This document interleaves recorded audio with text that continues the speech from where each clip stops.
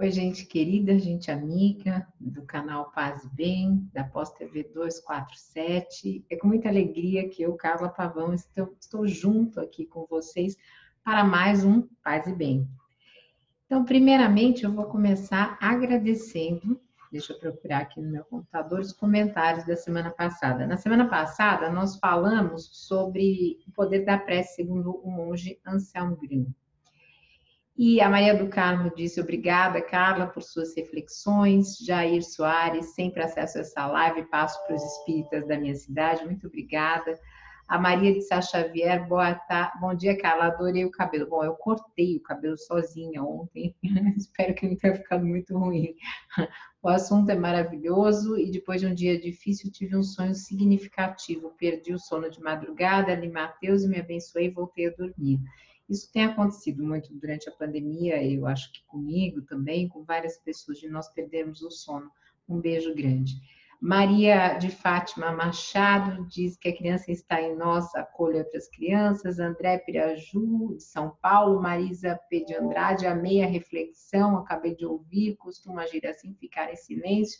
Rogério Cardoso, essa sua reflexão sobre a criança que está dentro de nós, me vejo nessa criança, quando jovem, no interior de Minas, eu era essa criança. Edson Miguel, tenhamos todos uma ótima semana. Fátima Leal, também desejando paz e bem, junto com a Lourdes Gomes. A Isa Castro, dizendo que conversa com Deus em voz alta. Maria dos Anjos, falando do monge, das palestras que ele fez no Mosteiro de São Bento, no Rio, e que ela foi. Que ótima oportunidade. Antônio Pedro da Costa, dando um olá aqui. Dirceu Hort, diz que Anselmo Green é um dos maiores místicos de nosso tempo e diz que adorou esse paz e bem. Obrigada, sempre conosco, sempre me dando força. Muito obrigada. Maria Evelise está aqui dando um oi. Sumaia, querida Sumaia, dizendo que ama Anselmo Green, que tem a voz maravilhosa aí dos nossos sábados.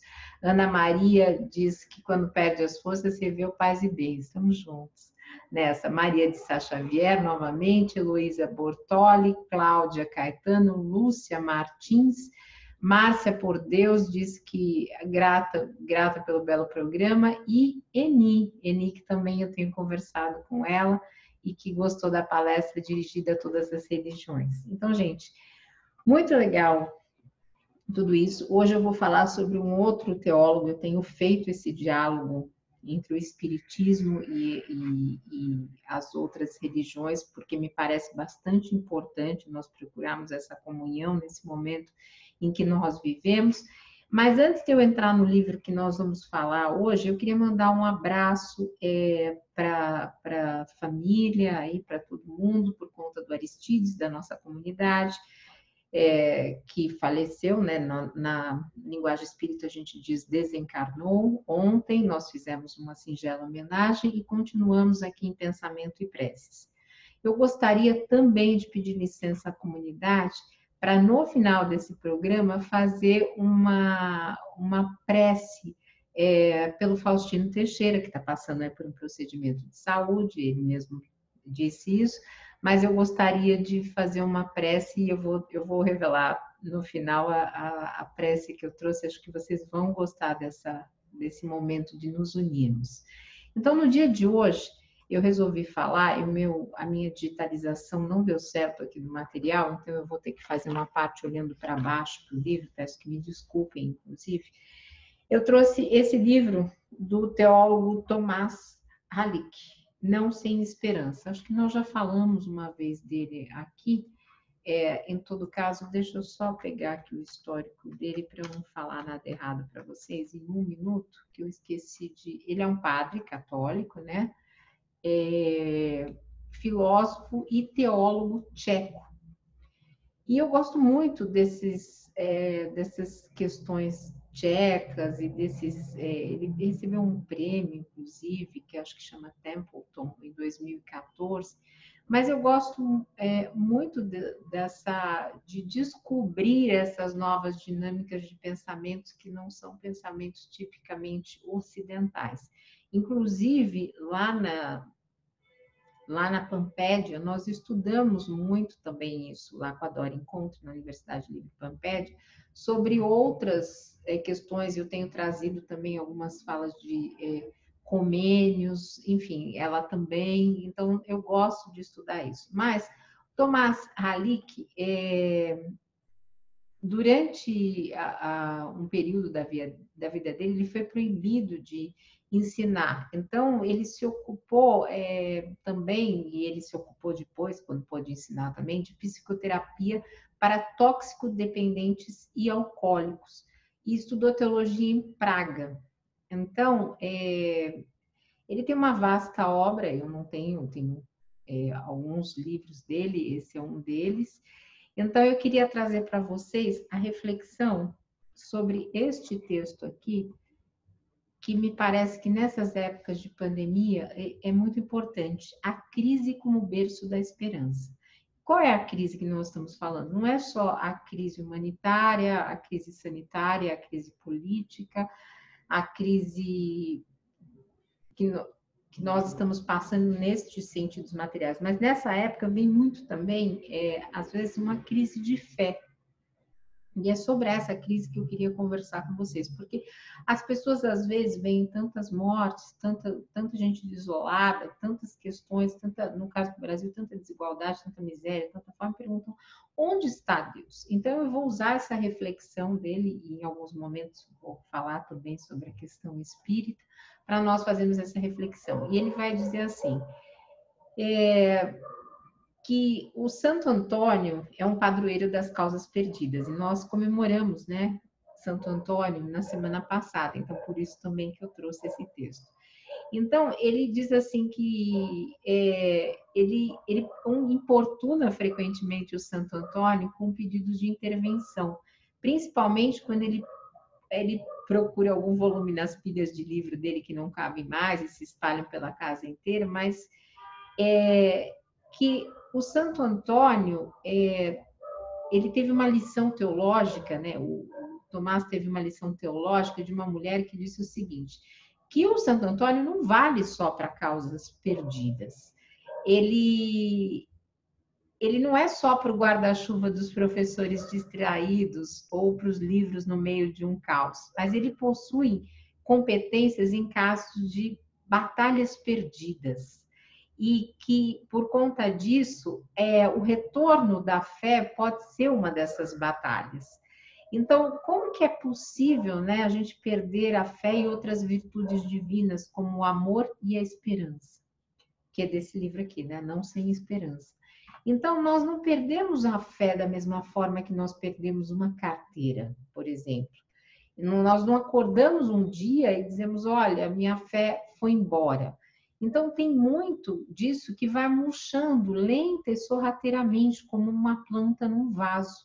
E é como uma planta num vaso que nós deixamos de regar muita coisa. Então, isso significa o quê? A falência de um relacionamento.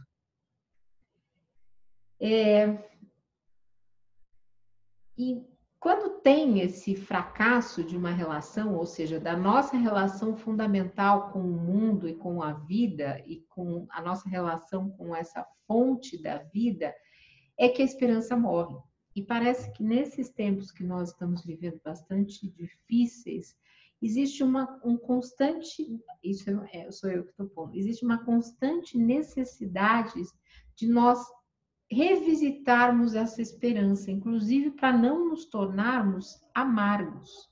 Então, nós estamos falando de um entusiasmo, porque muitas vezes a esperança concreta e específica, ela não é tão fácil, mas desse entusiasmo, para que essa esperança mesmo não morra, para que a gente não tenha uma vida em um estado vegetativo espiritual.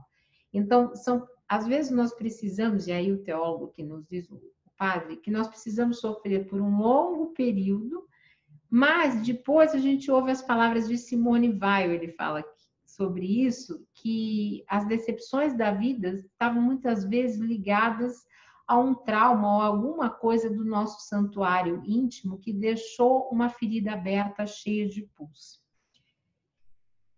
Então, nós precisamos, na verdade, segundo o padre, lutar todos os dias pela esperança. Isso faz muito sentido agora, é um comentário meu, nesse momento que nós vivemos. Porque ele vai dizer assim, existem longos períodos da vida, e ele vai citar o apóstolo Paulo, que descrevia o que acontecia dentro dele, onde o lado de fora e o lado de dentro estão em luta com os nossos medos.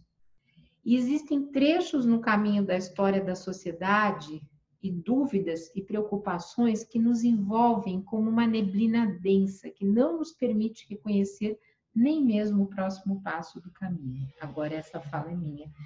Eu acho que nós estamos muito próximos dessa realidade que ele descreve nesse livro.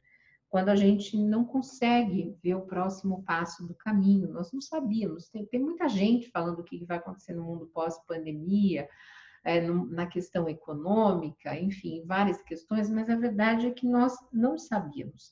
E nesses momentos, né, à noite, muitas vezes, nós estamos lá naquela selva escura das nossas dores e das nossas fraquezas humanas, com problemas complexos como esse que nós estamos vivendo agora, e nós não conseguimos encontrar palavras de aconselhamento e de conforto que não sejam muitas vezes vazias e batidas. E de manhã nós precisamos voltar para o lamaçal da nossa barbárie, nós nos cansamos do ataque constante desse inseto venenoso da maldade humana, da inveja, da estupidez, do ódio, as reservas naturais da nossa fé e da nossa esperança se esgotam. Ele fala tudo em minha, mas eu estou pondo para nós porque eu acho que é um momento que nós vivemos. Todos os dias, logo que eu me levanto, enquanto eu faço o café, eu vou ouvindo o Bom Dia com o Atushi. E muitas vezes a gente sente justamente isso, a gente sente meio que uma batalha, meio batida, uma barbárie cada vez que a gente ouve essas maldades. Então, a esperança, segundo ele, é uma virtude divina, né, que costuma nascer ali justamente quando outras formas de esperança falharam.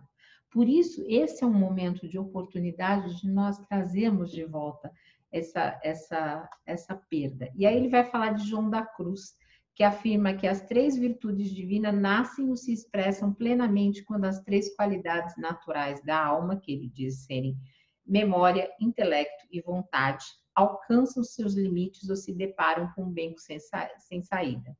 Elas nascem, beco, tá, gente? Elas nascem da noite escura, ou seja, de uma grande crise da vida. Aqui, no caso, ele tá dizendo da vida religiosa, porque muitos religiosos também perdem a fé. Eu estou dizendo no sentido macro, da nossa vida mesmo. E ele vai dizer, a noite escura purifica aquelas capacidades naturais do ser humano e faz brotar as virtudes divinas da fé, do amor e da esperança que talvez estiveram presentes como potencial em inútil, assim como a espiga nasce da semente morta. E ele vai colocar a esperança como um desses filhos póstumos da memória, né? Ele vai dizer que para Agostinho a memória era o órgão privilegiado do conhecimento de Deus, porque Agostinho não negava as suas raízes platônicas e o Espiritismo também não nega. O Espiritismo tem ali antecessores no platonismo e no pensamento socrático.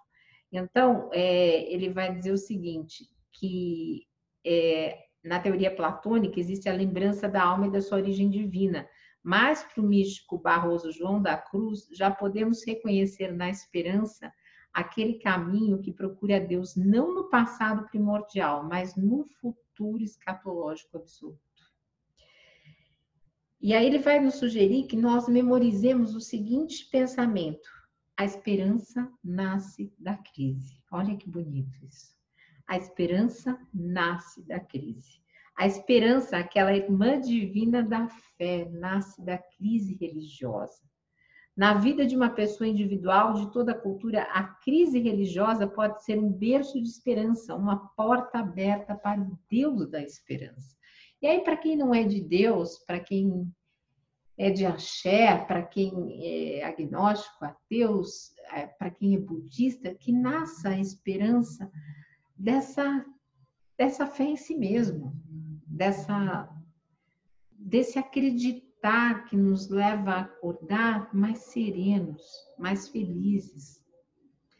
E ele vai dizer o seguinte aqui, o Tomás Halik: talvez a frequente esperança humana comum contenha o germe daquela esperança que esse livro tem em vista. Talvez essa esperança oculta seja gerada e purificada na crise e no fracasso. Essa é a razão pela qual deveríamos tratar toda esperança humana com respeito e sensibilidade, enquanto que não se trate de uma autoilusão evidentemente prejudicial, porque tem gente que não vive na realidade. Aí ele vai, esse comentário é meu, de gente que não vive na realidade. É possível que toda esperança humana contenha mais do que o objetivo ao qual ela visa conscientemente, mesmo quando esse objetivo for humanamente tão grande e valioso quanto a nossa própria cura ou a salvação das pessoas que mais amamos. Então, nós estamos vivendo aí um momento de muita busca, né, pela cura da Covid-19, para que as pessoas possam ter algum rumo. Então, talvez, claro que nós não estamos falando de uma cura científica, mas nós estamos falando de uma coisa que nós espíritas também dizemos, que é a cura da alma, né? A cura do espírito, no sentido de nós não nos deixarmos viver sem esperar por dias melhores, por mais difíceis que sejam as realidades. Nós não estamos negando essas realidades que nós estamos vivendo, especialmente no Brasil, com tantas crises juntas. Mas talvez seja um momento de nós pararmos e perguntarmos, sim, onde está Deus ou onde está aquele que eu acredito? Mas sem nos negarmos a acreditar no futuro. Porque muitas pessoas, eu tenho visto muitas pessoas e tenho recebido muitas mensagens de pessoas que estão abatidas, e isso é natural, não é uma crítica a essas pessoas de forma alguma, mas que nós precisamos, em conversas amigas, e nós podemos tentar reavivar essa noção da vida, da gratidão pela vida, pelo nosso dia. Desculpem, gente. Falei demais, engasguei. E aí, deixa eu tomar um golinho d'água aqui. Obrigada. E aí, ele vai dizer o seguinte, ele vai citar um médico e filósofo que se chama, espero eu estar falando o nome dele corretamente para vocês, Herbert Pflüger.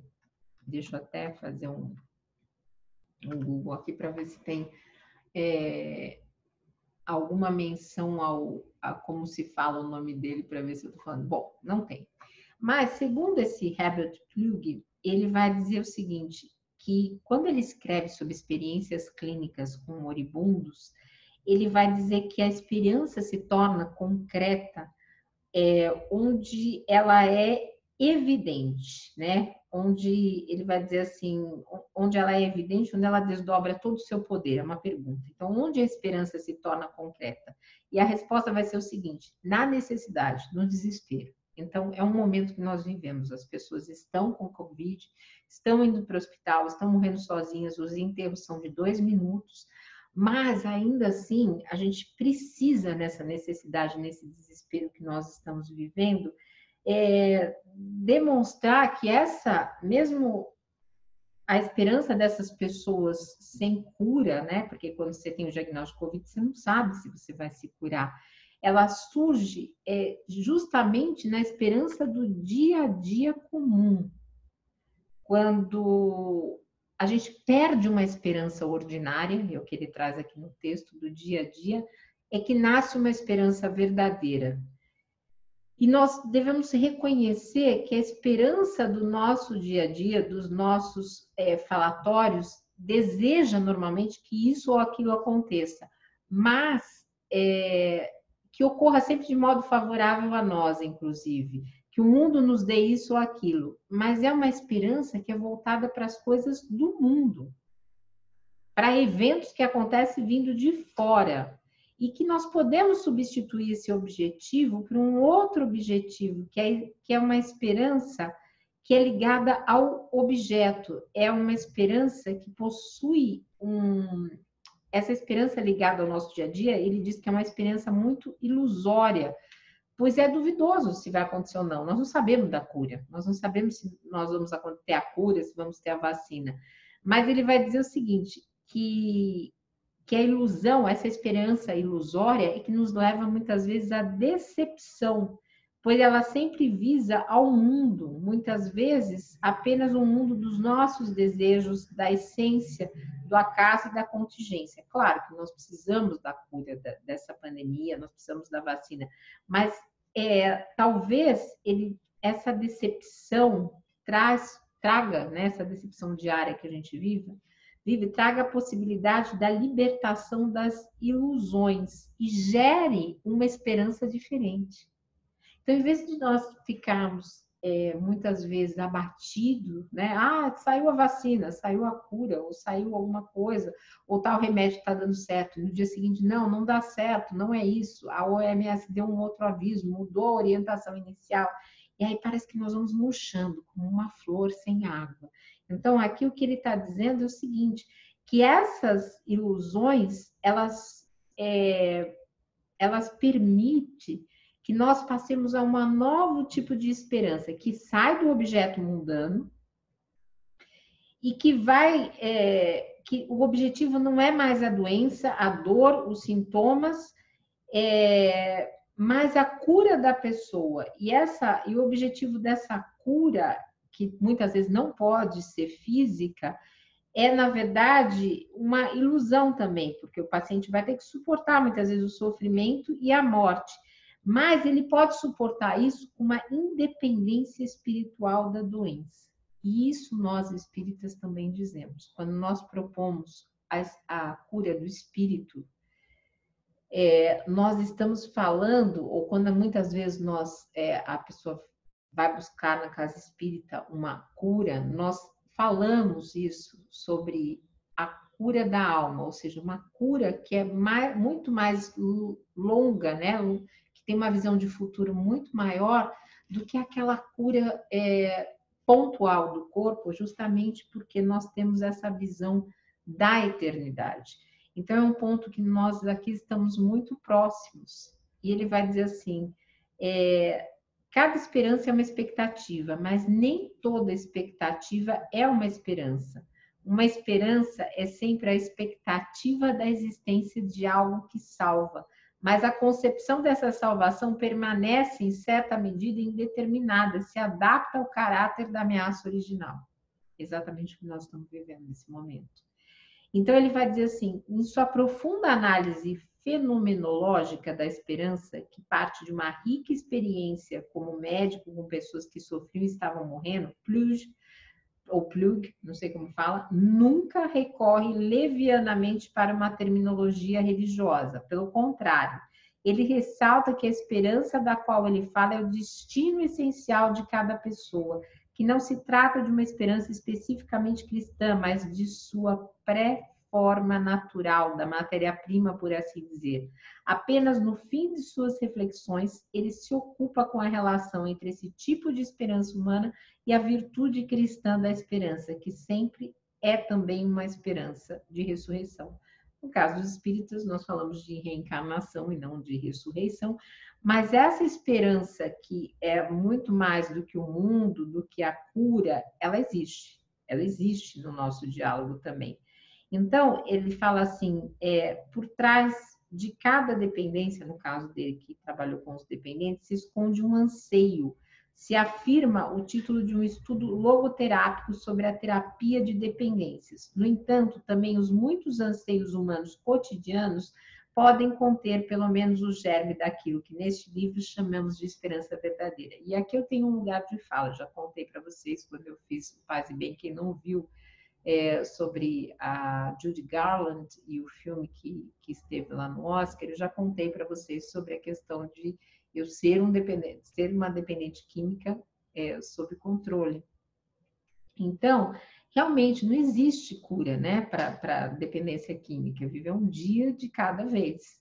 E aqui é exatamente isso. Para a esperança, é um dia de cada vez. E aí ele usa aqui ele diz assim, olha, quando um marinheiro vai para um prostíbulo, no fundo ele está à procura de Deus, olha a ousadia. Só que ele não o procura no lugar certo. Então ele vai dizer assim, que talvez a gente precise começar a procurar essa esperança em alguns lugares mais profundos, mais dentro de nós. Então, é claro que aqui ele está falando de marinheiro e prostíbulo, eu não sou muito a favor dessa metáfora aí, eu acho que tem a questão das profissionais do sexo serem exploradas, mas aí a gente não vai entrar nesse papo ideológico, porque não vai dar tempo aqui no canal. Mas o que a gente pode abstrair desse trecho é que nós precisamos buscar esse momento de esperançar, como se a esperança fosse uma nova dança, mas uma dança que nos envolve em corpo, alma, espírito, emoções, para que nós possamos todos os dias respirar, né? Respirar um novo momento, respirar apesar de tudo isso que nós estamos vivendo. E agora que eu cheguei ao fim desse texto, espero que vocês tenham gostado, eu queria prestar essa homenagem ao Faustino. Então eu trouxe, deixa eu ver onde está o livro, do livro dele aqui, As Orações da Humanidade, que ele organizou junto com o Volney, que era um professor que dava aula lá com ele.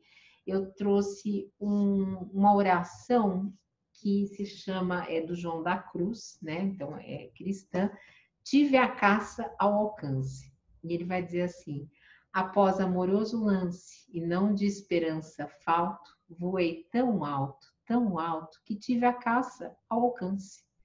Para que eu alcance desse a este lance divino, alto voei peregrino que da vista me perdeste. E contudo, nesse transe, no voo que dei-me falto, mas o amor foi tão alto que tive a caça ao alcance.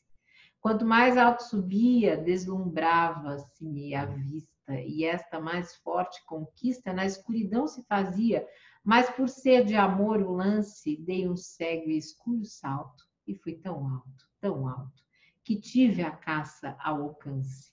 Quanto mais salto chegava neste lance tão súbito, tanto mais baixo e vencido, tão abatido que me achava. Disse, não há quem alcance, e abati-me tanto. Então, nesse momento que nós possamos sair desse abatimento, né? Buscar esse voo alto para que nós tenhamos essa esperança de fato, essa esperança que se renove a cada dia e que juntos nós construamos um novo momento da humanidade, não saindo daquilo que a gente já vê de todas as dificuldades, mas abraçando cada uma delas nesse ato de amor, na escuridão que se fazia, mas por ser de amor o lance, dei um cego e escuro salto e fui tão alto. Nossa homenagem a Faustino Teixeira, que está conosco também em preces e vibrações. E nesse momento, vou lembrando vocês, se puderem, curtam, compartilhem, nos ajudem a divulgar aqui o Programação do Paz e Bem. E agora tem o Caminhos do Espiritismo, onde nós estudamos as obras de Kardec. Um beijo grande, paz e bem, gente. Que alegria, paz e bem.